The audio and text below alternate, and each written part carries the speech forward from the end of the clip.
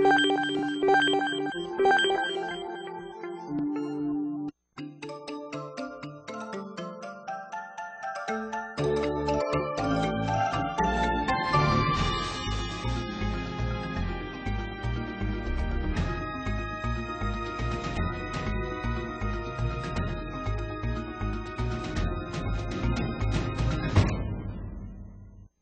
partir de agora você está no programa Questão de Justiça, um programa de utilidade pública veiculado agora todas as quintas-feiras, sempre das 10 da manhã às 11, todas as quintas-feiras. Para você que não conhece o site do programa Questão de Justiça, aí vai ao www.questãodejustiça.com.br, programa veiculado pela Rede Brasil de Televisão, TV Aberta São Paulo, nas ondas do rádio, lá nos 1000 MHz, na Rádio Record e por diversos canais vinculados à rede da Associação dos Canais Comunitários do Estado de São Paulo. E hoje o programa trata de um tema muito importante, que são as alterações no Código de Processo Civil, um projeto que visa alterar o Código de Processo Civil, na verdade, alterações que vêm trazendo contornos que mexem, diria, com a própria sociedade. Na verdade, o direito muito dinâmico, caminhando junto às alterações nas conjunturas sociais,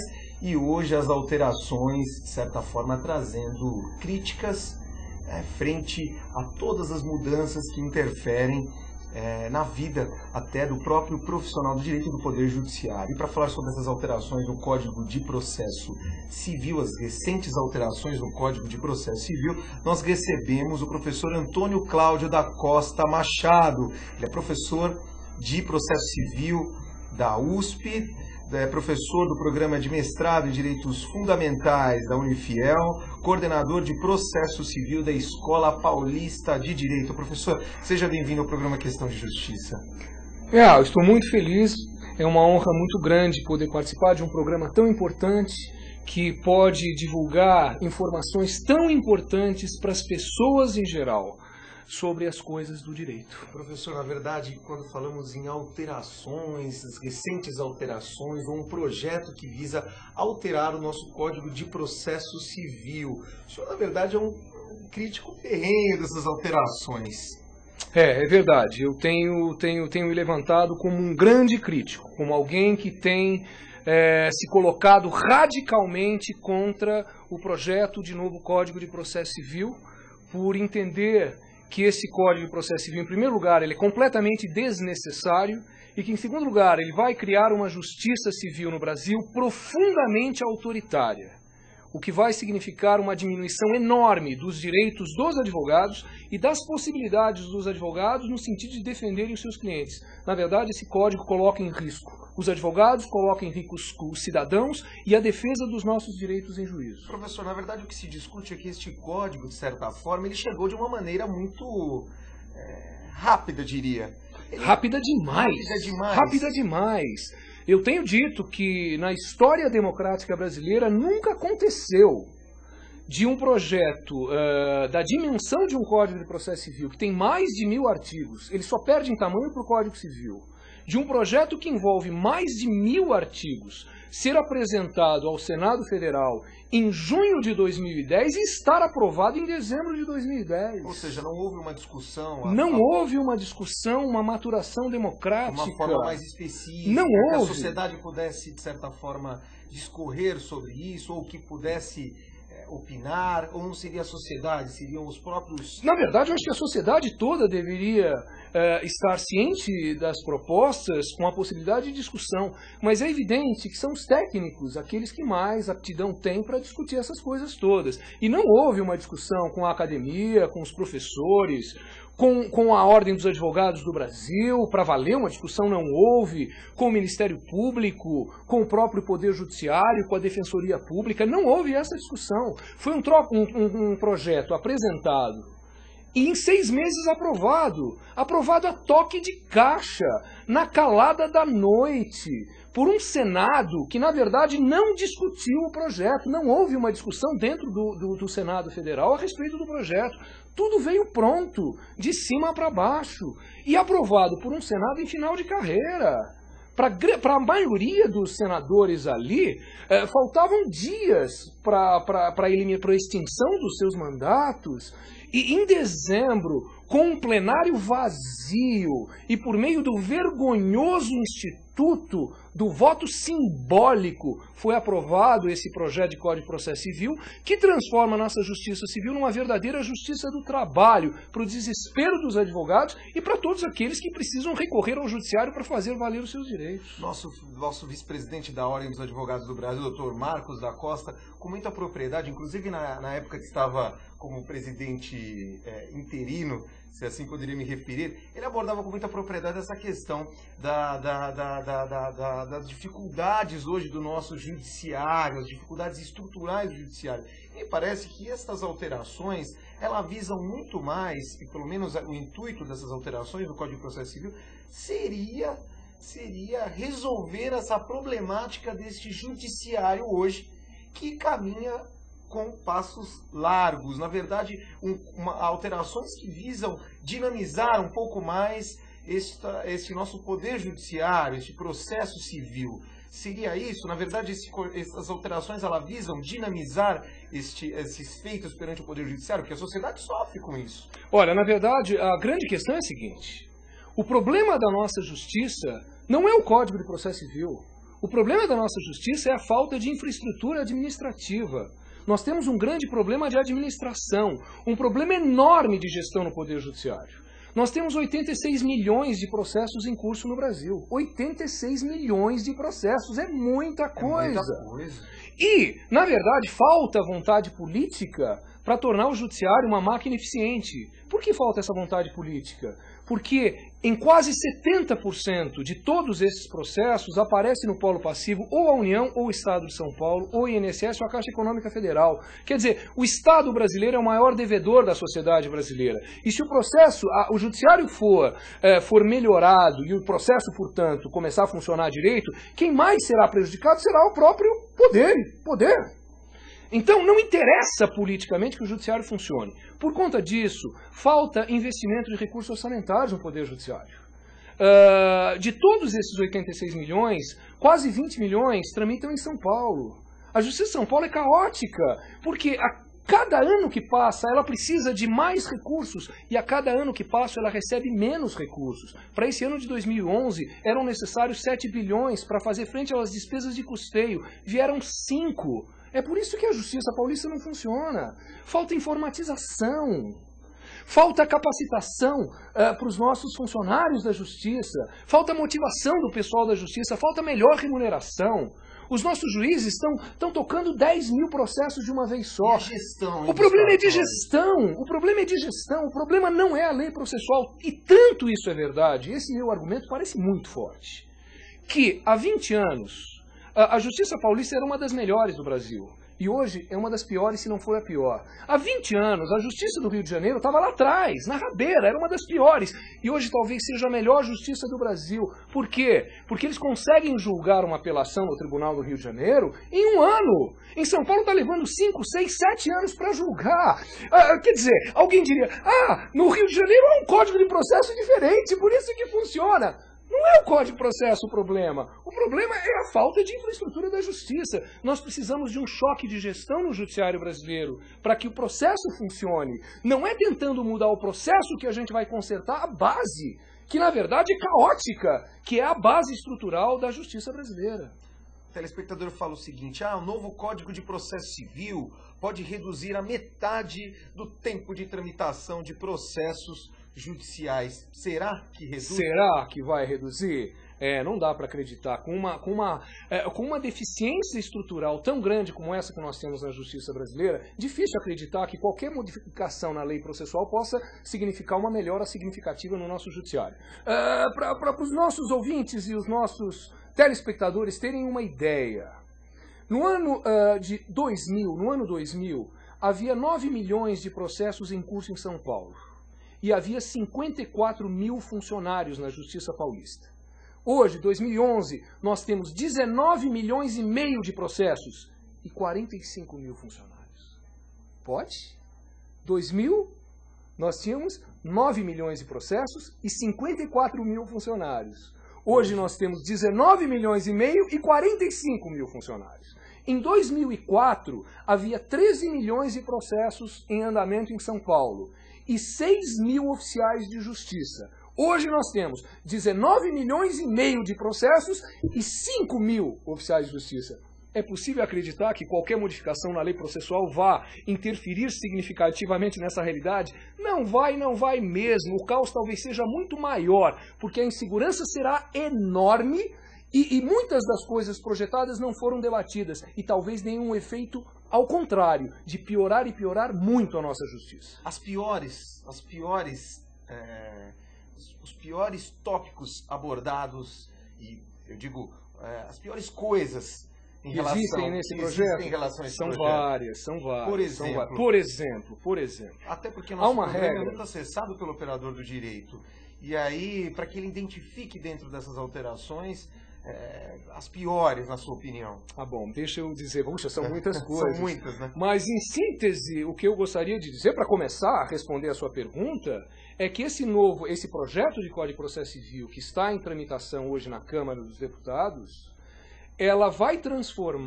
esse projeto vai transformar a nossa justiça civil numa verdadeira justiça do trabalho. Os advogados que estão me ouvindo sabem o que eu estou querendo dizer. Vão transformar o nosso processo civil num verdadeiro processo do trabalho, que é marcado pelo quê? Pela completa falta de segurança, pela completa falta de previsibilidade e por um poder excessivo concedido aos juízes. No processo do trabalho, o juiz pode tudo. Tudo. Eu tenho um amigo que diz, ele é juiz do trabalho, ele diz assim, e ele não tem vergonha de dizer isso, e até por essa razão eu tenho a coragem de dizer isso publicamente, ele diz assim, olha, com um pouquinho de truculência eu resolvo tudo. Esquecem que não são juízes. Esquece que existe lei. Eu tenho poder para resolver e eu vou resolver. Esquecem que na minha opinião, o juiz ele tem que trazer segurança jurídica para o sistema. Agora, não julgam, trazem segurança jurídica. Mas os juízes muitas vezes pensam que são senhores absolutos. Que são deuses, né? Eu costumo brincar, mas em toda brincadeira tem um fundo de verdade. Hoje, a gente tem a sensação de que existe um rei em cada vara. E eu digo, se esse projeto de Código de Processo Civil se transformar em lei, nós não teremos mais um rei em cada vara. Nós teremos um imperador em cada vara. E se hoje os nossos juízes ainda têm alguma dúvida sobre se eles são deuses, com esse novo código aprovado, eles não terão mais dúvida nenhuma. Porque não haverá mais o que eles não possam fazer. Uma ampla liberdade ou uma completa, em violação ao princípio do devido processo legal. A garantia do devido processo legal é a garantia de previsibilidade e de segurança. O senhor tocou num ponto, acho que é um ponto primordial. Me parece que essas alterações visam atender muito mais aos princípios que se irradiam no sistema. Eles querem celeridade a qualquer custo. Eles querem rapidez a qualquer custo. Que custo? O custo dos nossos direitos como advogados, os custos dos nossos direitos como partes nos processos, os nossos direitos de cidadão estarão em grande risco se esse projeto se converter em lei. Essa é a minha convicção. Ele é um projeto que traz um autoritarismo enorme para o Poder Judiciário. Porque o juiz vai poder tudo, sem limitações. Esse é o problema. O devido processo legal é a exigência constitucional de que o processo seja disciplinado pela lei em cada um dos seus passos. Não vale apenas para a parte o autor saber o que ele pode não fazer, o réu saber o que ele pode não fazer. Na verdade, essa limitação se aplica também igualmente ao juiz. O juiz poder fazer certas coisas e não poder fazer certas coisas. Esse projeto traz a ideia de que o juiz é livre para fazer o que quiser no processo. E que os advogados das partes já não terão muitos direitos, terão poucos direitos, porque o juiz exercerá com liberdade o seu poder para resolver as coisas rapidamente. Exatamente como acontece na Justiça do Trabalho. Então, quem vai para a Justiça do Trabalho, principalmente quando é devedor, as empresas, os bancos, quando o juiz olha para o advogado do banco, ele já olha diferente para o advogado do banco porque é advogado do banco. Ele já olha diferente para o advogado da empresa porque ele é advogado da empresa. e olha com grande benevolência para o reclamante, que é sempre alguém numa posição de hipossuficiência econômica, é alguém mais pobre. E por conta dessa diferença de visão, que vai ser transportada para o processo civil se esse projeto passar, o juiz vai olhar desse jeito. O autor está pedindo, o réu provavelmente está errado. Então, doutor, advogado do réu, vamos fazer acordo? Doutor, quem decide isso aqui sou eu, hein, doutor? Vamos fazer acordo, doutor? E com esse constrangimento que acontece todo dia na Justiça do Trabalho, os réus vão se ver obrigados a fazer acordo, porque os juízes terão metas a cumprir no sentido da obtenção de acordos. Eu não tenho nenhuma dúvida, o espírito da reforma é esse. É conciliação a todo custo, e certamente, isso não está escrito, evidentemente, mas os juízes cobrarão dos conciliadores metas. Na Justiça do Trabalho Como já é acontece assim. na Justiça do Trabalho? Vamos fazer um acordo. É. Sempre, né? Sempre, sempre. E só fechando esse claro. ponto, eu diria assim, olha, existe a garantia do devido processo legal, que é essa previsibilidade, essa segurança jurídica, com muito mais intensidade no processo penal. O devido processo legal ainda é bastante respeitado na justiça penal, não é por causa da relevância dos interesses discutidos ali. Não é? Onde é que nós precisamos efetivamente de um código de processo? Nós precisamos de um código de processo no Brasil, não tenho dúvida, na Justiça do Trabalho. O senhor comentou sobre o processo penal, quando nós tratamos de alguns interesses ali, mas podemos dizer também que no processo civil tratamos com interesses primordiais. Muitas vezes tratamos no processo penal sobre a vida, mas tratamos de interesses relevantes no processo civil. Com certeza. Diversos deles, bens jurídicos extremamente importantes para a condução de uma sociedade plena. Que não são, apenas não são mais importantes que o direito de liberdade que é discutido no processo penal. Então, por que se discute a liberdade no processo penal? O devido processo legal, essa garantia é levada muito a sério. Existe previsibilidade no processo penal, muito mais que em qualquer outra área. Mas, se existe uma área onde não existe a previsibilidade, não existe a segurança processual, é na área do processo do trabalho. Nós temos uma CLT, tem quantos anos a CLT? Tem 70 anos. Nós precisamos de um Código de Processo do Trabalho, e eu tenho levantado essa bandeira já há tanto tempo, mas ninguém está disposto a criar um processo do trabalho, porque isso significaria limites e amarras aos juízes, e é tudo o que eles não querem. E o processo civil está no meio caminho entre o processo do trabalho e o processo penal. E aqui nós temos um Código de Processo Civil, que é o nosso Código de Processo Civil de 1973, que apesar de surgido num tempo ditatorial, ele tem um caráter muito democrático. E hoje que nós vivemos numa democracia, ou cremos viver numa democracia, nós estamos partindo para um processo extremamente autoritário, aproximando, na verdade, o processo civil do processo do trabalho, pela falta de segurança, de previsibilidade e pela outorga de poderes ilimitados aos nossos juízes de primeira instância, o que é um perigo para cada um de nós, cidadãos brasileiros. Agora, me parece que o número de recursos foi reduzido dentro desta ótica, dentro dessas alterações no Código de Processo Civil. A diminuição no número de recursos, houve a diminuição? Houve alguma diminuição, sim, com certeza, com certeza. E a mais importante alteração nessa parte é a limitação do recurso do agravo de instrumento a 10 casos. Nossa, esse caso causa uma polêmica. Os advogados em si, muitos contestam essa questão do agravo. Mas tirou o agravo. E como é que fica, né, depois, principalmente com relação ao cumprimento, até de alguns princípios mesmo, de defesa e outros do tipo. Com certeza, para que o nosso telespectador entenda, né? O agravo é um recurso que cabe contra aquelas decisões que o juiz vai tomando no curso do processo. Ou seja, o juiz de primeira instância julga. Eu não concordo. Ou julga não, decidiu com relação a determinada questão. Não concorda, agrava, o processo, de certa forma, o recurso sobe para que para que o tribunal se manifeste.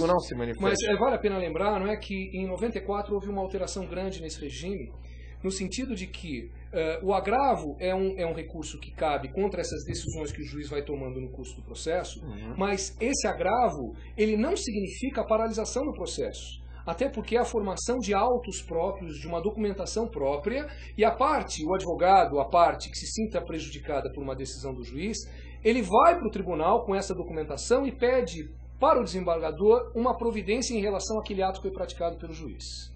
Então, ao que parece, todo mundo concorda que há um exercício excessivo do direito de agravar. Mas, desde 2002, já houve uma limitação a esse exercício excessivo do direito de agravar. Mas, com esse projeto, há uma limitação enorme.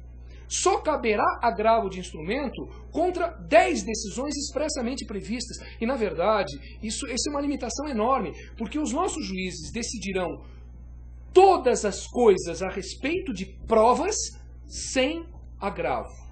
Então, se o juiz resolver inverter o ônus da prova e fizer essa decisão de uma maneira errada, não cabe agravo. Se o juiz decidir ouvir apenas uma testemunha, ao invés das 3 que eu quero, e disser, não ouço mais nenhuma, não caberá agravo. Se uma testemunha for impedida ou suspeita e o sustentar isso e o juiz indeferir, não caberá agravo. Se o juiz decidir pelo cabimento da prova pericial e eu entendo que ela não cabe, não caberá agravo. Se ele disser, não vou fazer prova pericial, não caberá agravo. Quer dizer, o juiz se torna senhor absoluto de tudo que diz respeito às provas. O juiz vai poder alterar prazos, inverter a ordem da produção das provas. Já não haverá mais previsibilidade alguma, segurança alguma. Os advogados já não saberão como as provas vão ser produzidas no processo, qual vai ser a ordem dos trabalhos em audiência. Ninguém saberá mais nada. E as decisões que o juiz tomar não serão recorríveis. Para o nosso desespero como advogados, para o nosso desespero como cidadãos. Essa é, por exemplo, uma das piores coisas desse projeto. Questão da apelação. Uma decisão julgada, sabemos que cabe o recurso de apelação para que o tribunal se manifeste, até para que aquela decisão emanada de um juiz de primeiro grau seja revista por um segundo grau. Agora, por um juiz de um tribunal. Agora, e essa questão da apelação? Me parece que tem a questão envolvendo o efeito suspensivo da apelação. Também uma alteração muito importante que causa críticas. Causa muitas críticas. Eu sou um crítico veemente dessa alteração tão radical. A sociedade já prima. Olha, doutor, quero recorrer dessa decisão. Não concordo com a decisão de primeira instância. Como funciona hoje? O juiz profere uma sentença, condena o réu apela para o tribunal, e para que a execução aconteça, o tribunal precisa confirmar essa sentença do juiz. Então, todos nós, quando perdemos uma causa, todos nós temos o direito à revisão dessa decisão por um tribunal antes que essa decisão seja executada. O que a reforma faz? Ela elimina o efeito suspensivo da apelação. Elimina esse poder que a apelação tem de impedir a execução imediata. Consequência, toda sentença que o juiz profira, condenando o réu ou julgando procedente um pedido, essa sentença será cumprida imediatamente, independentemente da apelação ser interposta, independentemente da confirmação ou não por um tribunal posteriormente. Qual é o problema disso? Alguém diria assim, mas essa é uma tendência universal, na Europa já é assim. Eu tenho brincado dizendo assim, o problema da Europa é que a justiça europeia é europeia, não é brasileira. O que eu quero dizer com isso? Que a ideia de retirada do efeito suspensivo, ela é interessante, seria uma forma de valorizar a sentença, valorizar o juiz. Mas isso só pode ser realizado num país onde exista uma estatística que mostre que de todas as apelações interpostas, apenas 5 ou 10% das apelações são providas. Quer dizer, quando eu apelo da sentença, só num número muito pequeno de casos, a sentença é modificada. Se eu tivesse essa realidade no Brasil, eu concordaria com a eliminação do efeito suspensivo. O juiz profere 10 sentenças de procedência, ele condena o réu em 10 processos. Os 10 réus apelam, só um ganha, 9 perdem. Quer dizer, o juiz tinha razão em 9 casos, só não tinha em um caso. Ele tinha razão em 90%. Então, essa realidade justificaria a execução imediata da sentença. Mas o que acontece no Brasil? Quais são as estatísticas que nós temos? Muito diferentes. Nós temos a estatística, e essa estatística, na verdade, não é oficial, ela é oficiosa, de que 40% das sentenças dos juízes são reformadas, elas são modificadas no tribunal. Então, com uma realidade dessa, de 40% de sentenças reformadas, como é que nós podemos querer eliminar o efeito suspensivo da apelação? Muitos réus serão executados injustamente. Por quê? Porque faltou uma segunda decisão do tribunal, que é uma decisão mais qualificada pelo fato de haver 3 desembargadores, 3 juízes mais velhos. É uma forma de garantir a realização de justiça, ouvir primeiro o tribunal antes de executar. E num país onde 40% das sentenças são modificadas pelos tribunais, nós não podemos admitir que a apelação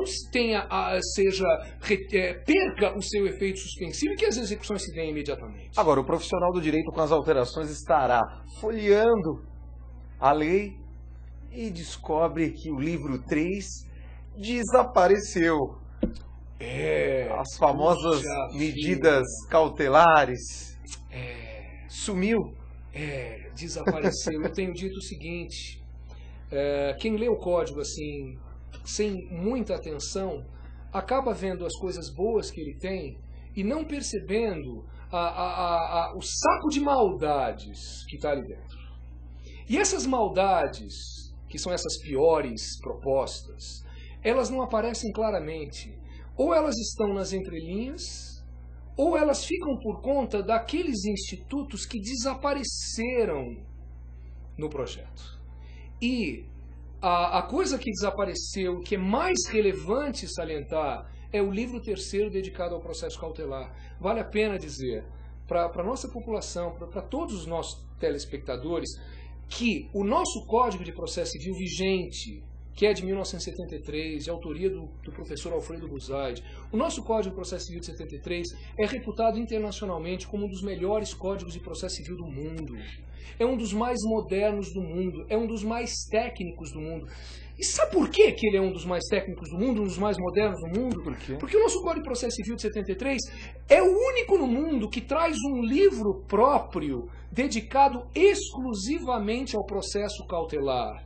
Toda vez que o juiz é chamado a dar uma medida cautelar, que é aquela medida rápida, urgente, para resolver um problema emergencialmente, há um livro inteiro disciplinando essas providências e estabelecendo requisitos, estabelecendo limitações, estabelecendo amarras para o juiz conceder providências tão fortes de uma maneira emergencial. Qual é o problema do projeto? É que não existe nele mais o livro 3º Processo Cautelar. E o que desaparece com isso? Desaparecem vários procedimentos, como o do arresto, do sequestro, da busca e apreensão, da caução, do arrolamento, do atentado, dos alimentos provisionais. E todos esses procedimentos, eles significam uma limitação do poder do juiz. No Estado de Direito, o Estado só pode agir segundo a lei. No Estado de Direito estabelecem-se limitações ao exercício do poder, a existência de um procedimento para o arresto, para o sequestro, para a busca e apreensão, tudo isso significa uma limitação ao poder do juiz dentro do processo. E com esse projeto já não haverá mais limitação alguma. E qual é o problema disso? Que o juiz vai ficar muito livre para conceder as medidas cautelares que quiser, como por exemplo o arresto. O que é o arresto? O arresto é uma apreensão de bens. Essa apreensão, no futuro, se transforma em penhora. E a penhora significa a expropriação de bens do devedor. Então o juiz vai poder, numa canetada e com grande facilidade, mandar arrestar os seus bens, os nossos bens, com muita facilidade. Hoje, a lei exige, o artigo 814 do Código de Processo Civil, dentro do processo cautelar de arresto, exige que eu tenha, para pedir um arresto, a necessidade de mostrar ao juiz uma prova literal de dívida líquida e certa. Eu preciso de um cheque, de uma promissória, de uma letra de câmbio, de um contrato, ou pelo menos que uma sentença já tenha sido proferida contra o devedor. Com o projeto, nada mais disso é exigível. O juiz vai poder conceder uma medida de arresto apenas mediante a apresentação de alguns bons argumentos pelo autor. Ah, eu sou credor, o réu me deve, excelência, olha, existe uma fumaça de bom direito aqui, arreste os bens do devedor. E o juiz, gostei da sua história, eu acho sim, que o senhor tem razão, arrestem-se os bens do devedor. Qual é o objetivo? Tornar a coisa toda muito rápida. Com um arresto assim realizado rapidamente, isso vai acontecer inúmeras vezes todos os dias, o devedor vem e faz qualquer acordo. E o processo acaba. Era justa essa medida cautelar contra o devedor nessas circunstâncias? Como o juiz não investigou a fundo, ele não sabe se o devedor é devedor mesmo. Ou seja, ampla liberdade. Mas só com base numa boa história o juiz arresta os nossos bens? Seremos escravos da magistratura. Talvez vivamos uma ditadura que nunca conhecemos, a ditadura do Poder Judiciário, se esse Código de Processo Civil passar. Professor, é verdade, o professor Costa Machado, ele é autor de inúmeras obras de qualidade, e hoje ele está lançando um livro, está lançando hoje uma obra extremamente importante que trata sobre o Código de Processo Civil. Pedir para que seja dada uma ênfase à obra aqui do professor Costa Machado, Código de Processo Civil. Professor, na verdade, está lançando hoje essa obra? Pois é. Esse Código de Processo Civil grande, o Código de Processo Civil Interpretado e Anotado, está sendo lançado hoje, dia 16 de junho. Em primeira mão, então, hein? Tá quentinho, acabou de sair do forno. Ele saiu da máquina anteontem. Ele está sendo lançado na Escola Paulista de Direito, hoje, dia doutor 16. Ricardo Castilho, saudações do programa. Meu querido amigo, professor Ricardo Castilho. Estaremos lá, viu, professor? Que tem me prestigiado muito dentro da Escola Paulista de Direito e tem me ajudado nessa luta contra o Código de Processo Civil. Um ícone nos direitos, na questão dos direitos humanos no Brasil, né? Sempre defensor. Um autor importante dos direitos humanos, alguém que hoje se encontra vinculado ao nosso programa de mestrado do Centro Universitário Federal de Osasco. Contribuindo com a cultura brasileira de uma forma ímpar, né? O professor Ricardo Castilho é uma grande cabeça. E ele está lá à frente da Escola Paulista de Direito, e é lá que está acontecendo o lançamento desse livro. Hoje, a partir das 17h30, na Escola Paulista de Direito, Avenida da Liberdade. E eu estou repetindo o lançamento no sábado, das 12 às 14 horas, no mesmo local, lá na Escola Paulista de Direito. Vamos estar presente para você. Na verdade, começamos ontem, dia 15, às 17h30, eu estava lá para apresentar à comunidade jurídica esse Código de Processo Civil, que é, na verdade, o livro da minha vida. Começou a ser escrito em 1990, são mais de 21 anos perseguindo esse objetivo de fazer um código tão grande, tão completo. Tem 10 anos de trabalho aqui dentro, tem 10 livros reunidos para a confecção desse livro. E que ninguém pense que eu faço essa política contra o projeto porque eu tenho um código. Porque se esse código passar, eu teria uma grande oportunidade de construir um outro livro. Mas a razão não é essa, não. Se eu não tivesse nenhum Código de Processo Civil, eu estaria aqui lutando contra a aprovação desse projeto com unhas e dentes, com todas as forças, como eu tenho feito. Porque esse Código de Processo Civil de 73 é democrático. E esse projeto de Código de Processo Civil é profundamente autoritário. E esse autoritarismo todo não vai resolver.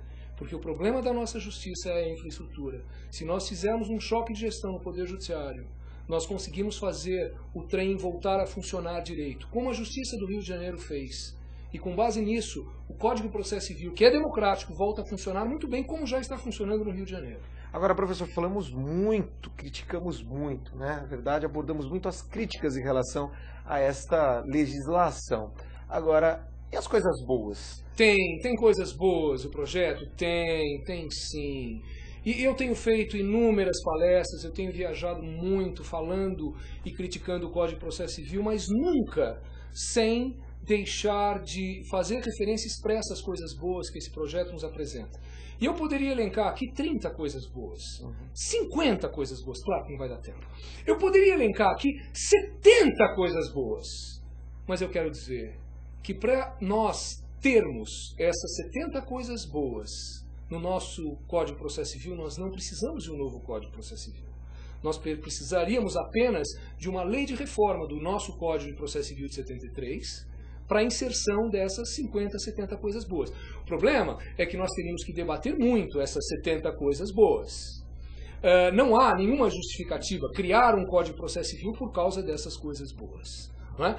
Porque as coisas ruins que vêm junto com as coisas boas são tão intensas que eu prefiro não ter nenhuma das coisas boas ao custo de ter de engolir as coisas péssimas que estão nesse projeto, as quais eu já referi aqui algumas, né? Então, algumas coisas boas. Há um incidente de desconsideração da personalidade jurídica. É uma coisa que acontece hoje, mas as partes não têm a possibilidade, dentro do processo, de discutir a desconsideração. E essa possibilidade acontece e é regulamentada, isso é muito bom. Importante. Há um incidente, e todo mundo diz que essa, na verdade, é a principal coisa do projeto, que é o incidente de resolução de demandas repetitivas, o julgamento conjunto de centenas ou milhares de causas ao mesmo tempo. Parece uma coisa boa. Mas nós precisaríamos debatê-la com muito mais vagar e profundidade, porque há autores que se colocam contra esse incidente alegando violação de princípios constitucionais, com a violação do devido processo legal, a violação do princípio do juiz natural, uma porção de coisas, nós teríamos que debater. Mas que é uma coisa boa, não tenho dúvida. E a tutela antecipada? Parece que houve uma facilitação da tutela antecipada? Há uma facilitação da tutela antecipada. Essa, na verdade, é outra coisa ruim. Ruim, não sei. É ruim. Ou pelo menos ela é discutível. Nós teríamos que debater e nada disso foi debatido. Por que eu vejo como ruim? Porque o juiz fica com uma liberdade enorme de, por meio de uma decisão liminar, que é aquela decisão rápida, conceder por meio de uma decisão rápida exatamente aquilo que ele iria conceder na sentença 2 anos depois. E ele pode fazer isso hoje. Há uma figura no nosso Código de Processo Civil de 73 que se chama tutela antecipada. Mas essa tutela antecipada ela sofre uma limitação importante, que é a exigência de que o autor demonstre a ocorrência ou a existência de um perigo de dano irreparável de difícil reparação. Esse requisito é retirado. Então o juiz vai poder antecipar a tutela, conceder por meio de uma providência liminar aquilo que ele daria na sentença apenas em face de um bom documento trazido pelo autor. O Código diz mais ou menos assim: se o autor vier com uma prova insofismável, a qual o réu não opuser uma prova inequívoca, o juiz fica autorizado a antecipar os efeitos. Quer dizer, poxa vida, é poder demais na mão de um juiz de primeira instância, é poder demais. Por que se criou em 94 essa limitação, mediante a exigência do periculo in mora? Para que o juiz não pudesse fazer tudo. Porque com esse poder, ele vai poder antecipar quaisquer efeitos de quaisquer sentenças em quaisquer processos, contra quaisquer réus, sem um mínimo de garantia de debate sobre a causa. Os autores, parece que no projeto, eles são vistos como alguém que sempre tem razão, e os réus nunca têm razão. Por isso, medidas cautelares, tutela antecipada e essa... Agora, professor, uma série de recursos. A sociedade cobra, por exemplo, o cidadão ele chega para o advogado e fala: olha, mas o meu processo ele não anda na justiça.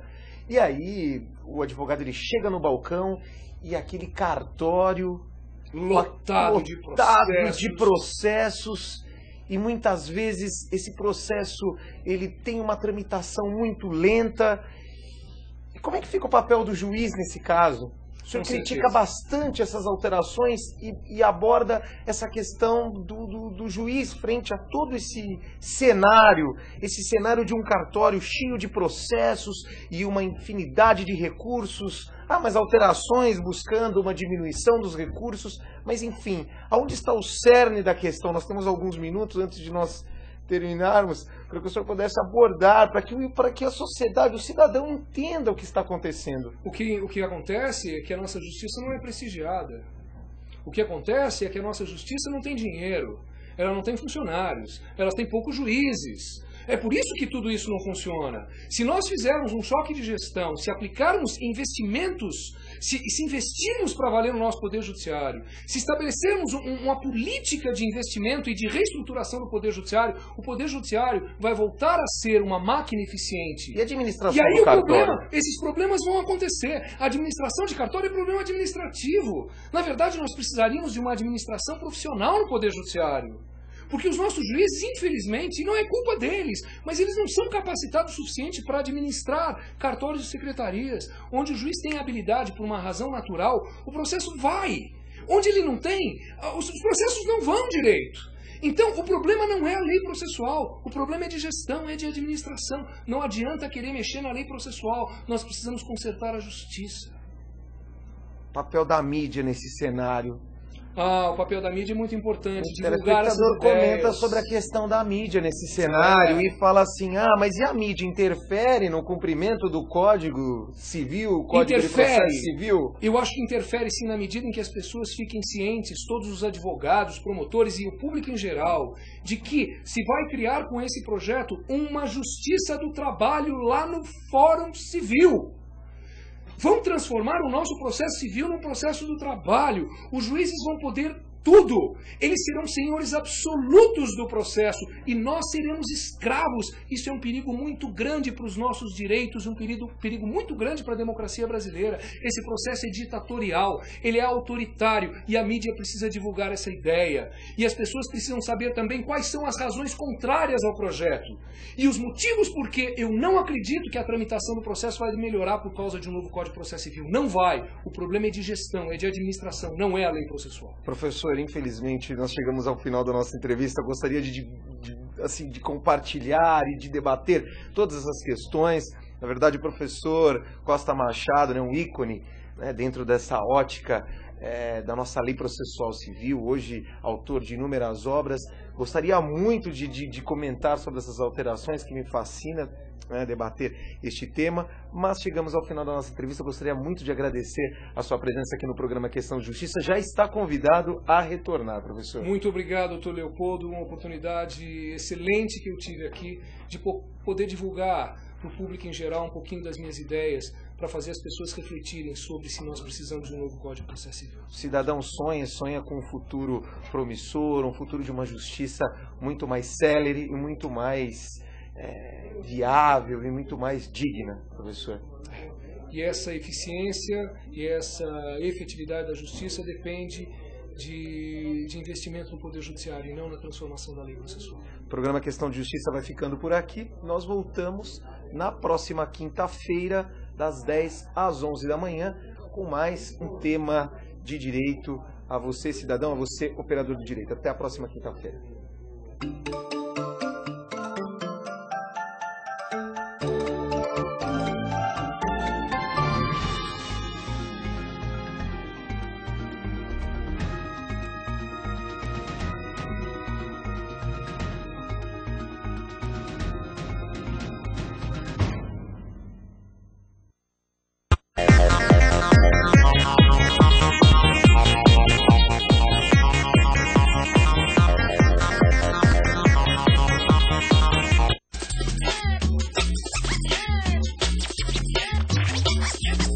Sandro se tornou dependente ainda criança e jogou seu futuro